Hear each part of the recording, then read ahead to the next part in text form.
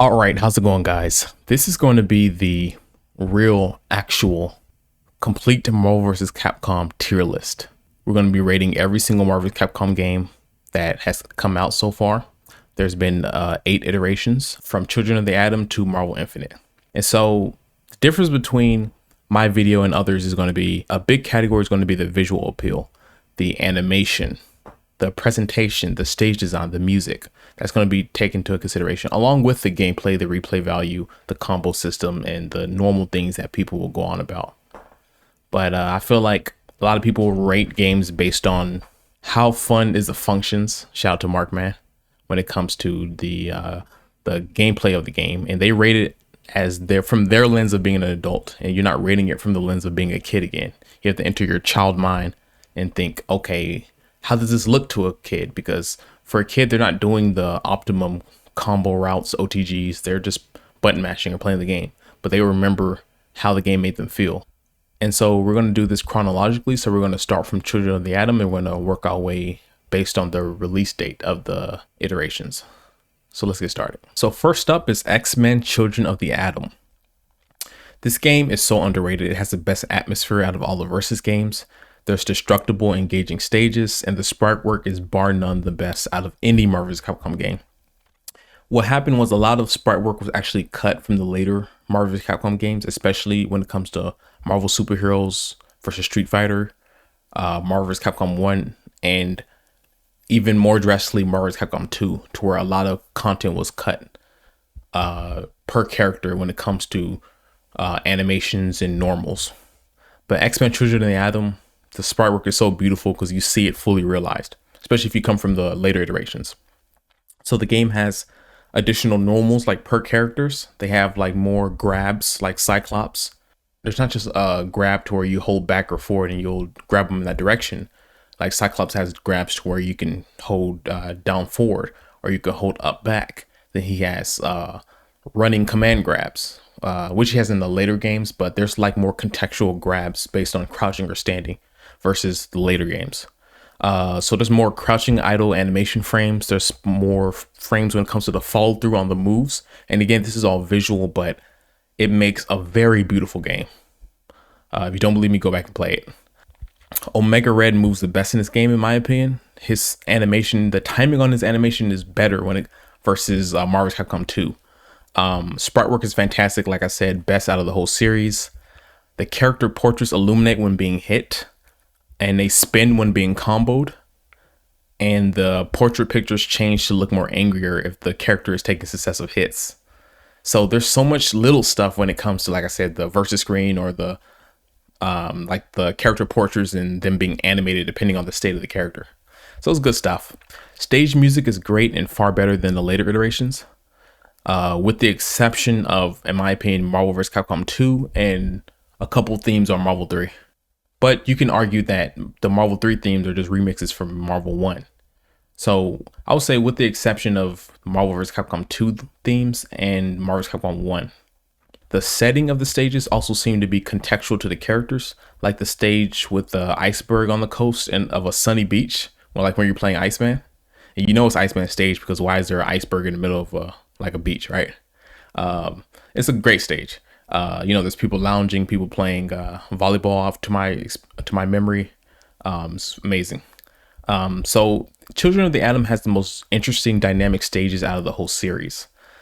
Surprisingly, it has a good roster with interesting characters like Silver Samurai, Spiral, and Iceman. This may not sound like much to you, but think about a first foray into the series. That's like an interesting character picks that brings a lot of diversity, in my opinion. The combo system in offense is much less interesting than later iterations, as there isn't a proper universal Gatling strings, but it's the first of the series, so it's understandable. So where would I rate X-Men Children of the Atom, given everything that I've said? I'm going to put Children of the Atom, the first game of the Marvel vs. series, into the A tier. S reserves for like one of the greatest games, probably the greatest game in the series. There's probably only going to be one game in S. Most games will go in the A tier. S tier is reserved for a standout achievement, I would say. Just not even just in this list, just in general. S is like an anomaly, you know. A is a great game. So I'm going to put Children of the Atom in the A tier. So as you can see, the next game is actually Marvel Superheroes, second game into the franchise. So Marvel Superheroes is the first game to implement the offensive system that we'll see for the rest of the series, where there's light, medium, and heavy Gatlins using just punches or kicks. There's a proper launcher into Super Jump, and the signature Marvel's Capcom crisscross air Gatlin into the heavy knockdown, to where you can press like light punch, light kick, medium punch, medium kick, and then heavy. And you'll see that same kind of deal when it comes to Marvel 2, especially in Marvel 3 to a certain extent. So obviously offensively is going to be way more interesting than Children of the Atom, because this is where you see the formula that has made the series. So you have the rosters overall has a better selection than Children of the Atom. They added fan favorites like Spider-Man, Hulk, and Captain America for the first time, and interesting additions like Shub McGorath and Blackheart. But there are so many characters missing from Children of the Atom, like Cyclops, Iceman, and Storm. Seems they focus more on adding villains rather than interesting heroes, I would say. So numerically, it's actually lateral. It has the same number of characters. So there's 10 characters in the previous game, Children of the Atom, and there's 10 characters here in Marvel Superheroes. They're just different ones. It would have been a more definite improvement if the roster size increased, in my opinion. Overall, it feels like it doesn't stand out in the series, I would say. The same offensive system is further refined in later iterations. So it's a step up over Children of the Atom, but then you have to compare it more to the next 3 games, and it doesn't compare, in my opinion. The presentation, while better than later iterations, pales in comparison to Children of the Atom when it comes to sprite work, soundtrack, and stage design. To me, the soundtrack is just completely irrelevant and forgettable, in my opinion, versus Children of the Atom. The whole presentation, from the sounds to the stages, is just a great experience. So this game really has a purposeless feel. If you just remove nostalgia and compare it to the rest of the games in the series and say, hey, I want to play a Marvel's Capcom game, then this game doesn't have a purpose, I would say, more so than the rest of the games. It would have helped if the roster size was bigger than Children of the Atom, in my opinion. And as you can see, I'm kind of talking about it in a negative light, because that's kind of how I feel. So yeah. So where is Marvel Superheroes going? I'm actually going to put this on the C tier. It's not a bad game. This D tier this game is bad. This game, dude, skip this. Do not play. Maybe there'll be an F tier. I'm not sure. And B tier is just a solid game, right? So this has to be C. This is on towards the not good end, in my opinion. All right, so I just added an F tier, so we'll see if we need to use that. So the next game is X-Men versus Street Fighter. And this is going to be a short one. X-Men versus Street Fighter, in my opinion, is more playable and fun than the next game, Marvel Superheroes versus Street Fighter. Rogue first makes her appearance here, along with Gambit and Sabretooth, which are 3 excellent additions. Adds a bunch of Street Fighter ports from Alpha 2, which on one hand, that can be considered lazy. However, I feel like they fit in terms of, generally it's the same graphics art style, so they fit. There's no Mugen going on, I would say. Cyclops makes a return after somehow being missing from Marvel Superheroes, and that was a big problem with Marvel versus Superheroes, which I can't speak from being there, because although I played it, Marvel Superheroes, as a kid, it was in arcades, so I didn't have it like on a console, and I wasn't old enough to know the controversy or the opinion at the time. But just from playing the games, not having Cyclops, which again is such a pivotal X-Men character, he's been the leader of the X-Men for a number of years in the comics. It's ridiculous, which is a huge negative, flaw, I guess, of Marvel Superheroes. So Cyclops makes his return after being missing, and you can actually now do 2-on-2, although you don't have assists. So the gameplay is now expanded and more fun versus just like a 1-on-1 experience. Fun game, but there's actually loads of infinites too. And if you even go on the Discord, because each of these games have their own separate Discord where they have like discussions per character to where you can see kind of some of the tech. And there's a lot of infinites in this game, which kind of ruined it, in my opinion. Even when I played X-Men vs. Street Fighter on Fightcade, somebody at least attempted to do an infinite on me. There's infinites in many of these games. Even Marvel 2 has infinites, but there has to be more things to offset that problem, I would say. Which I consider a problem. Maybe someone else would think it's fun, would think it's wacky, but to each his own. So in terms of the arcade endings, great picture endings and cool dialogue, especially with Apocalypse versus every character when it comes to the Japanese version. And overall, game is good. Game is good. You know, it's very fun. It's a great addition to the series, I would say. And it's like markedly better than both the predecessor and both the successor, in my opinion. So where's X-Men versus Street Fighter gonna go? This is going to go, in my opinion, in the B tier. That's a B tier game right there. That's a solid Marvel vs. Capcom entry. So the next game is Marvel Superheroes versus Street Fighter. This is going to be another short one. It feels similar to Marvel Superheroes as somehow being a worse game than its predecessor, X-Men vs. Street Fighter.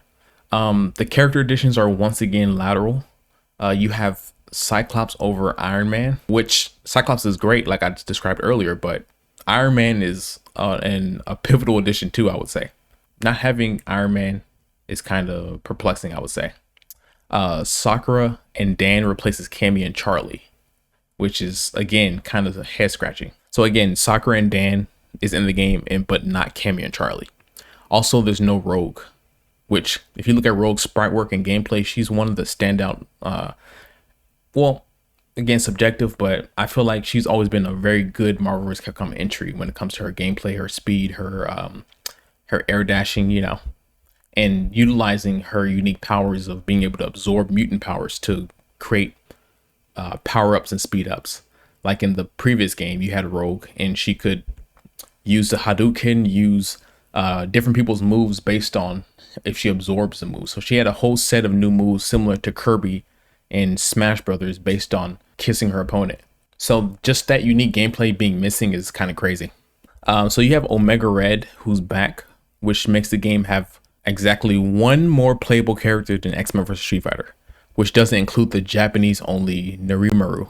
I don't know how to say it, but the guy who looks like an office employee. So in terms of the arcade endings, they also have good picture endings, which you may or may not like that, but I do like any additional sprite work I can get, the better, in my opinion. Because you're probably watching this video as a fan of 2D fighters, which obviously sprite work is a big selling point, you know. And personally, the game doesn't feel like it plays more comfortably than X-Men vs. Street Fighter. It just subjectively wasn't as fun to me. So that's my opinion on Marvel Superheroes versus Street Fighter. Or if I were to see where would I put this on the tier list, then I would have to put this, it's between C and D, but to me, I would prefer Marvel Superheroes over Marvel Superheroes versus Street Fighter, which sounds crazy, but just the roster is whack to me in this game. So I'm gonna have to put this in the D tier. If there was something between C and D, I'd put it there, because D kind of sounds harsh, but I have to put it in the D tier. The next game is the fan favorite. The next game is the reason why I even made this video. When I would stream Marvel vs. Capcom 2, there would be people saying, hey, I actually prefer, a number of the people who watch my stream prefer Marvel 1 over Marvel 2. And I never really grew up with Marvel 1. I would see Justin Wong stream it, so I was like, is this a good game? Am I missing something? As a connoisseur of fighting games, am I missing something? My beginning sentence is Marvel vs. Capcom 1 is overrated. Very overrated. I hate to be the bearer of bad news, but to me, it's just the truth. I was expecting so much more from how people were talking and gassing up this game and how a number of people prefer this game over 2. To where I didn't know it was just entirely nostalgia, sadly. So, the roster is woefully inept in comparison to Marvel 2. There's 15 characters in Marvel 1. How does Marvel 1 have less characters than the predecessor? Marvel vs. Capcom 1 has less characters than Marvel Superheroes vs. Street Fighter. Yet it's the sequel. How does that happen? These are red flags, you know? So where is Cyclops, Magneto, Omega Red, Psylocke, Ken, Rogue? Where are these characters? Characters that were in the previous Get versus games are missing, is what I'm trying to say. Compare that to Marvel vs. Capcom 2 that had everybody besides Norimaru, Onslaught, Apocalypse, and Shadow Lady. These are kind of like either boss characters or secret characters. But other than that, every normal character is in Marvel 2 on the next one. Which, of course, they rectified their mistake, understandably. But there's 15 playable characters. So you can choose assist partners, which are non-playable characters, to act as in-game assists. While some of these are actually cool and unique characters from other universes, you know, like Jubilee, and you have many assists that should straight up be characters. You have assists that should actually be characters. Cyclops is an assist. which is a huge laugh out loud. Psylocke also is an assist. Magneto is an assist.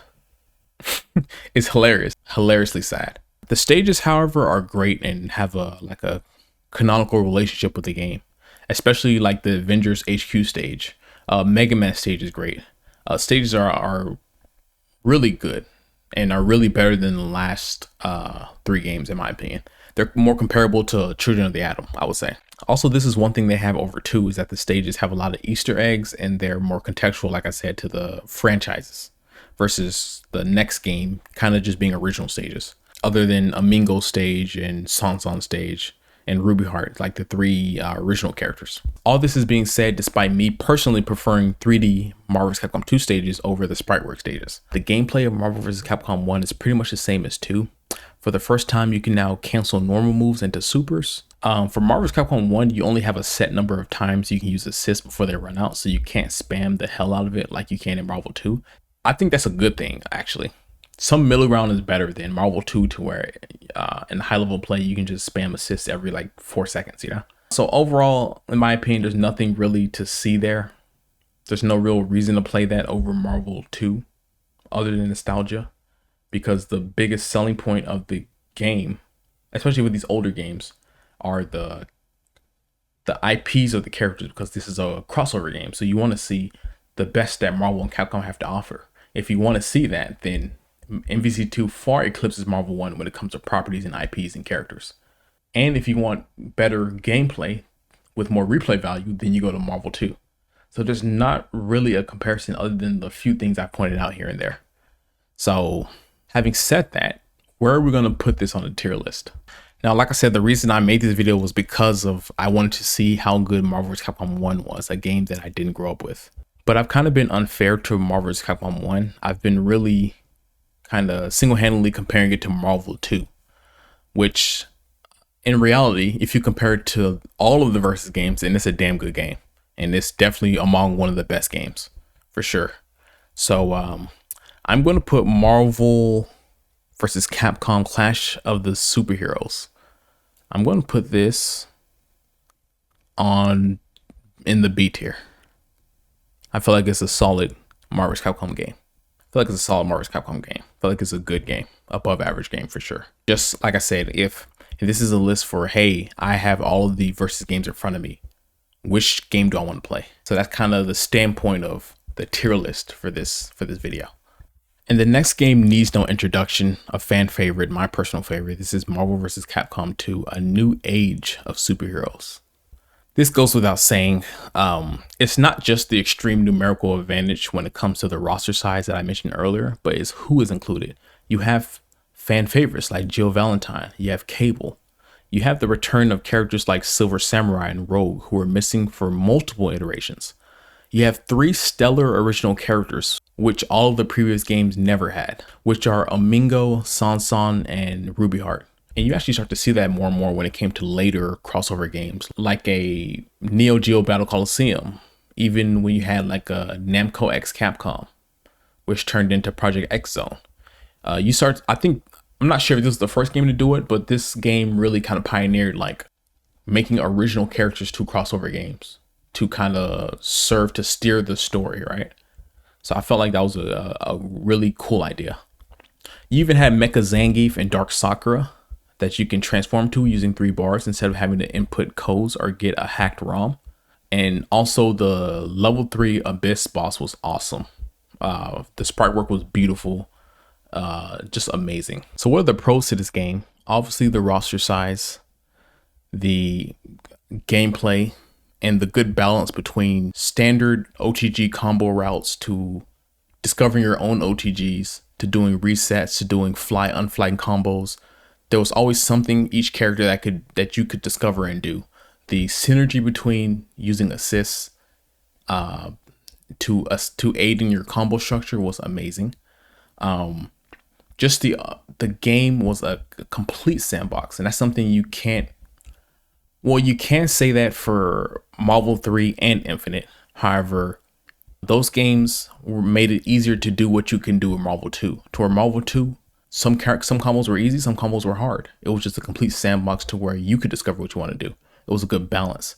versus Marvel 3 and on, they tried to imitate that and give you that level of high bar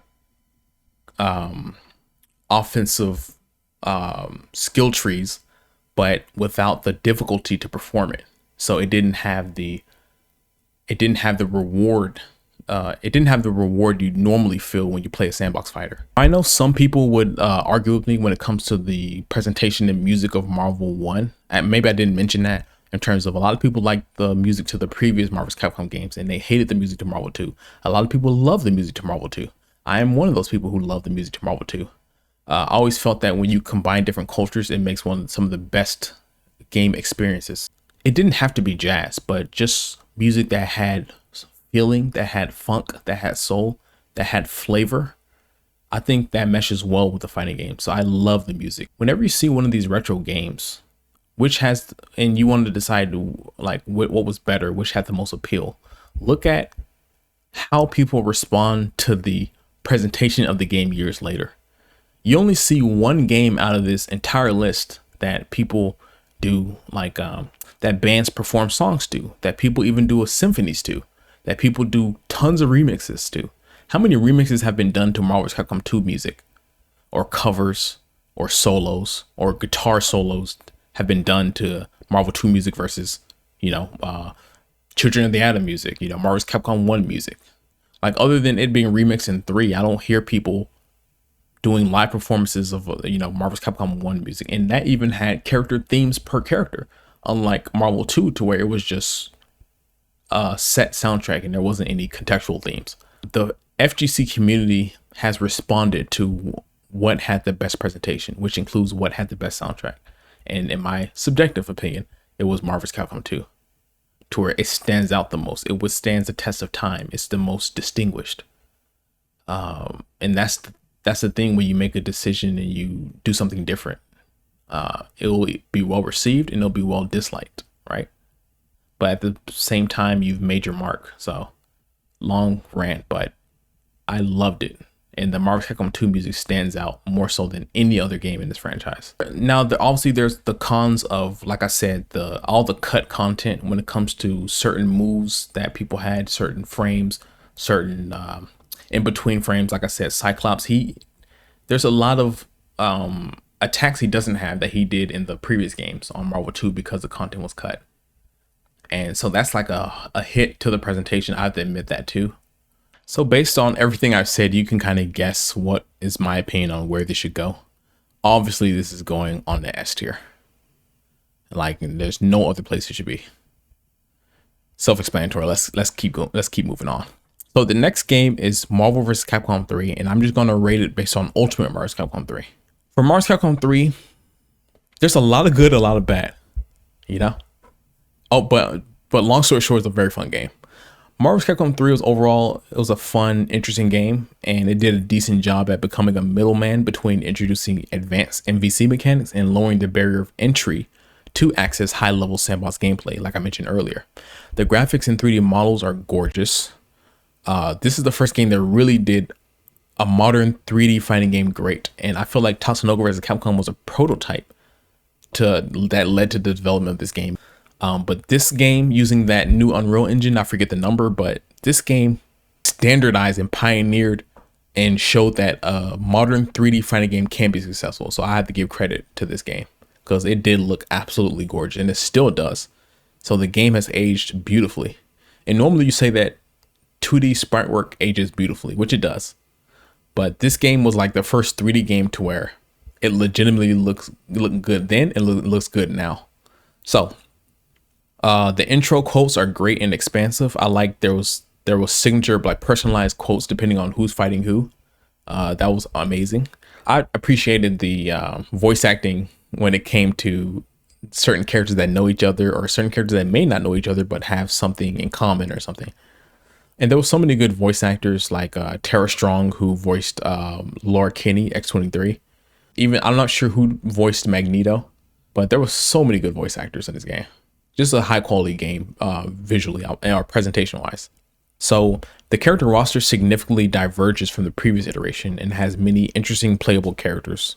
The combo system is extremely expansive, with most, if not all, the characters now having an OTG option. So characters have been standardized across the board to have some sort of more expanded combo system. Even characters that didn't really have much, like a Hulk or a Ryu, you know, like I said, most if not all the characters have an OTG option. They have a mid-air combo tag switch. They have X Factor depth. There's so much going on offensively that it's a playground if you want to create offense. If you want to attack, this game's a playground. So on paper, this should have been like the perfect Marvel vs. Capcom game, but there are too many fatal flaws. The combos are too easy and the length of the OTG window is absurd. What I mean by that is that when you knock a character down and the character is on the floor, they sleep for like 90 frames. So you have all the time in the world to do an OTG option. So that's why the combos are so oppressive in this game. There's not a small length of time. It's not dependent on my reflexes or my input skill like it was on Marvel 2. Here, they just standardized the what was high level to Marvel 2. They standardized it to the whole game and made it to where anyone can do an OTG or something like that, right? And so the character size in proportion to the screen is too big in my opinion, and the hitboxes are too large. So it's easier to get hit in this game versus past games because the character models themselves are bigger and they take up much more room in the screen. And the hitboxes are all over the place, and the speed of characters is, in my opinion, faster than Marvel 2, where you have characters like Albert Wesker, Strider. You have characters that can like half their roster can teleport, like Doctor Strange or Phoenix. And so a character can be anywhere at any point in the screen, plus there's assist, and there's 3 different characters, and the character models are bigger. So you can see how you can easily get clipped by some random hit frame, and then you're going to be on a touch of death combo because, like I said, it's so easy to combo. So offense is amazing, defense is atrocious. This game is like a black and white game. If you're attacking, it's fun. If you're getting attacked, it's not fun. And that's kind of the game they kind of created inadvertently, I would say. So, like I said, the size of the characters, which I continue to reiterate, it makes the combos easy as hell to do in this game because the characters are bigger, which means it's easier to hit the characters, you know? There's less of a distance to close in order to get to the characters to hit them, right? The high level sandbox of the combo system is hindered by the ease of use. There's too many touch of death combos. The goal of the game is to spam assists to help you get a launch, and when that happens, it's over. So the Marvel 3 DLC characters are arguably even easier to command and do incredible damage. This is when Ultimate Marvel vs. Capcom 3 came out about, like, what was it, 6 to 8 months later. And they had the Firebrands, the Striders, who else was a character in that game? Oh, Virgil. Oh my gosh, so easy to do, and he's so effective. You had the Novas, and you had even the Kung Fu guy. I forgot what his name is. Iron Fist. He had Iron Fist. So all of these Ultimate Marvel vs. Capcom 3 editions were all even easier to play than the base roster, you know? But you had some interesting characters too. You had like Jill, who was a DLC, but she was very interesting. And you had Shuma Gorath, who was, again, just kind of a port from the older games, but just made easier, you know? Because some of his moves, which required charging, you can now just do it with a, you know, with a Hadouken motion, you know? The arcade mode featured a final boss, Galactus, that honestly is cool, looks cool, sounds cool, good quotables. And he's difficult, but ultimately he's really just a mid boss, just whatever. It's not as cool as Onslaught or Apocalypse or Abyss, in my opinion. But, you know, he's rendered well. He's decent, you know. But it still has the same feel of Marvel 2, which is the con of Marvel 2, which not having a story really. And so Marvel 3 kind of feels like that as well. So it does feature story comic shots like X-Men vs. Street Fighter and Marvel vs. Capcom 1. It's actually the first game to feature DLC characters, which I mentioned earlier. And there's also DLC costumes as well for all the characters. Is the roster's biggest flaw are popular characters being missing, like Ken, Cyclops again. It really feels like any of these versus games that doesn't have Cyclops is not a good versus game. Like he is the alert system when it comes to am I playing a good Marvel vs. Capcom game or not. So this game doesn't have Ken, doesn't have Cyclops, doesn't have Gambit, doesn't have Rogue, doesn't have Sakura, doesn't have many others. And there was such a controversy at the time. There's even the Days of Future Past stage, which had a lot of these characters either missing, apprehended, or killed, like on the wanted posters in the back, which is Capcom just trolling. They always do that. So it's annoying, but unlike Marvel's Capcom 1, they make up for it when it comes to interesting inclusions as well. Like I said, Iron Fist, Doctor Strange, Firebrand, Beautiful Joe. There's a number of, even Trish. There's a number of really interesting, cool characters in this game too. Like I said, unlike Marvel's Capcom 1. So yeah, I mentioned the voice acting is great. So overall, it's a fun game to play casually or practice cool combos, but on a high level, in my opinion, the flaws are too great to seriously consider this game for competitive viability in comparison to Marvel 1 or 2. And obviously, I'm not ignorant to the fact that this game had an entire esports run, and it was in Evo every year during the time. And a lot of people, this was their first Marvel's Capcom game, and they have a lot of memories to it. But I'm just speaking in the here and now. If you have all the games in front of you, I would not play Marvel 3 competitively seriously because the flaws are too great, and it creates such a frustrating experience, and not like a get good frustrating experience, but like this game is too easy to handle and the offense is too potent. So having said that, where am I going to place this on the tier list? This is probably the most difficult one to rate because it's so perplexing and it's so bipolar. You know, how fun is it to perform your offense, perform a combo, build your 3-man team? This will be an S tier game. How fun is it to defend? What are your options to defend, right? This will be a D tier game, because as frustrating as it is it really more frustrating than like a Marvel Superheroes versus Street Fighter, than a game that like half the characters have infinites and to where it just breaks the competitive viability, right? Versus having X Factor and Doctor Doom hidden missile assists, and to have the priority of Zero's blade or Virgil's katana that covers half the screen, and he can turn into a double form and he can use X Factor. You know, it's just kind of pick your poison, right? But really, when you consider the whole game, and again, the presentation is a huge part of it, and you consider just how gorgeous still Marvel 3 looks and plays, and like the fidelity is very great, and there's still a community to the game. There's great mods. The game's affordable. It's available to where a lot of times, a lot of the older games can get by with, oh man, the sprite work was so good, I missed the old games. But you can't really say that Children of the Atom or Marvel Capcom 1 looks better than Marvel 3. Actually, despite jumping from 2D to 3D, Marvel 3 looks better than those old games. And they hold up better than those old games, and they age better than those older games. Because Marvel 3 really just, the art direction is amazing. It looks gorgeous, you know? So overall, I'm going to put this, like I said, if it was offense, then I put this in S or A tier. If this was defense, then I put this in D tier. So I'm going to go just in the middle of that. I'm going to put this in the B tier. In my opinion, that's a B tier game. It could be in an A tier. Could be in an A tier.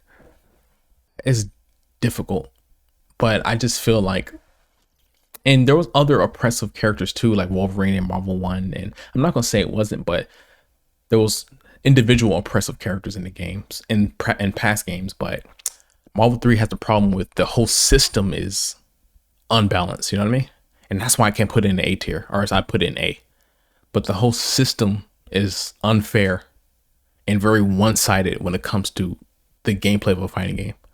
And so that's why I have to put it in the B tier. And so last but certainly the least, we're going to Marvel vs. Capcom Infinite. So I downloaded this game just for this video. I played this game previously using Xbox Game Pass at a friend's place. The obvious flaw was the graphics and the visuals. I was there with all the controversies of Dante and Chun-Li's face. I was there when they claimed to fix it, yet it still looks ugly as hell to this day. But we're just gonna take a non-biased look at this game of Marvel vs. Capcom Infinite. Like I prefaced, so far the biggest flaw is the absolutely hideous, grotesque, artistic direction of the game. Plastic bland and a complete absence of any sort of lighting direction. Every artist who worked in this game should be fired. It looks exactly like the Power Rangers Battle for the Grid game, but just worse in every way, and without the pros, or without the excuse of it being more low budget and not a AAA company, right? The facial expressions look like all the characters lack sleep and are on various hardcore drugs. Like, this point can't really be understated. This game looks ugly, especially when comparing it to the previous Ultimate Marvel's Capcom 3, which the game is based on. So this game feels more like an update to Marvel 3 versus its own solo game. But by update, I mean a massive downgrade in almost every conceivable way. So the super moves look the super moves legit look like an unfinished work in progress game. Zero hit sparks, zero choreography. The voice acting is bar none some of the worst voice acting I've ever heard in a fighting game. That's no exaggeration. It sounds like they're using $20 microphones while speaking several meters away from them. You often can't even make out what they're saying, bro. Like, several characters in the story mode don't even speak, and they simply make gestures as if the budget didn't allow for additional voice acting. It's even worse in that the same characters in Marvel 3 are here too, but with far worse voice acting. Half the characters sound like they're recording their lines while taking a shit. And if you think that's a joke, listen to it. It sounds like they're constipated while like recording their lines. Like, no character in this game has audible footsteps or flight sounds in their standing walk forward or walk back animation. Like, when you walk back, you hear footsteps, you walk forward. No characters have any of that. So it feels like an unfinished game, you know? So there's zero attention to detail or quality of any sort. But the posing is also terrible. Character versus screens look like a fan-made Mugen YouTube screenshot. Like, a newer game looking this terrible is absolutely inexcusable. Even the normals and the animations on moves are jarring. They're clunky and they don't flow well with any fighting game, you know? And it's funny because the same characters here are on Marvel 3, at least the bulk of them. So I have a direct way to compare these two games. If Marvel 3 didn't exist, it wouldn't be as bad. But the fact that you just ported these characters over, but you just like, yeah, it's as if the game is a demake. You know how certain people make like ROM hacks and they demake a game and make the game available for like a older console? That's what this feels like. This feels like not ultimate. It doesn't deserve to have that word. It feels like a Marvel vs. Capcom 3 demake. That's what it feels like. And I could go on, but I'll stop for now. So let's talk about the gameplay. The Infinity Stones are a cool idea, and you can set up interesting combos with them. But in my opinion, they're completely unnecessary in a game that already is very sandbox-like when it comes to the offensive output. So it's not needed. I felt that same way when it comes to X Factor on Marvel 3. You can, like, what's the point of X Factor? You can already do so much in the game. And certain characters already have canonical power-ups by using 1 or 2 bars in order to gain more speed, gain more moves, and gain more OTG opportunities, you know? So similar to that, to where I feel like the stones aren't really needed. But maybe I'm just a fighting game purist, so I just like the gameplay itself. I don't like the bells and whistles. And now this is like a huge pro for Infinite, to where it's not all bad. So the combo system is actually vastly more interesting and less monotone than Marvel 3. Each character has a more like varied toolkit to perform setups and combos outside of the delineated launcher to the 4-hit knockdown path. It seems launchers can naturally OTG after a knockdown instead of specific OTG moves, which you can already see that can make it more interesting versus just a launcher button or like, hey, one of these moves I do can launch. So it makes more like interesting setups, you know? And also there's less time sleeping on the ground after an OTG opportunity to converge. So which makes the combos seem more natural than in Marvel 3. So I have to reiterate that comboing with individual characters are way more fun than the previous iteration. The offense is just better. Even characters like Venom, like they're very fun to play and to set up certain things, to use his web sling to, you know, to as an air dash. And so for more cons, everything is even easier to input than in Marvel 3. So every character has auto combos, unfortunately, by just pressing the light punch. And guess what? There's no way to turn this off, which to me personally, that's a deal breaker. So once you do a down heavy punch universal launcher, your character will auto jump. So so there is a universal launcher still, but once you do that and you launch a character, you have to do a super jump.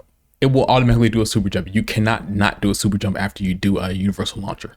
To me, it kind of feels like a Tekken 8 scenario, to where after certain moves, it will automatically go into a stance, like how a Lydia does, and maybe even Leroy. And now you have like a Jack who does that in Tekken 8, right?